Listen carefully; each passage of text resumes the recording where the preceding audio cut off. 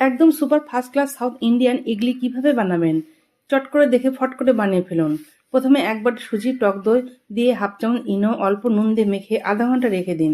তারপর নারকেল চাটনির জন্য মিক্সিতে নারকেল, খোসা ছাড়ানো ছোলা, 3টি কাঁচা লঙ্কা, কয়েক টুকরো আদা, অল্প নুন দিয়ে পেস্ট করে নিন। এবার কারি পাতা, শুকনো লঙ্কা, সর্ষে ফোড়ন দিয়ে নারকেল পেস্টের মধ্যে দিয়ে চাটনি রেডি করে ফেলুন। সাম্বারের জন্য সজনে, লাউ, কোয়াশ, বেগুন, পটল, গাজর, অড়হরের ডাল প্রেসার কুকারে সিটি দিয়ে নিন। এখন কড়াইতে তেল গরম হলে হিং, সর্ষে, শুকনো লঙ্কা, কারি পাতা ফোড়ন দিয়ে সিদ্ধ করা সবজি ও ডাল ঢেলে হলুদ, লবণ, একটু চিনি ও ঝালের গুঁড়ো, 2 চামচ তেঁতুলের কাজ, 1 চামচ ভাজা মশলা দিয়ে ভালো করে ফুটিয়ে নামিয়ে ফেলুন। এবার ইডলির জন্য ঝাঁঝরি থালাতে তেল মাখানো বাটির মধ্যে মেখে রাখা সুজি ঢেলে দিন। গামলায় জল নিয়ে তার উপর থালা বসিয়ে 15 মিনিট ঢেকে রাখলেই আপনার ইডলি পুরোপুরি রেডি। এবার খেয়ে বলুন তো সুপার ফার্স্ট ক্লাস হয়েছে কিনা।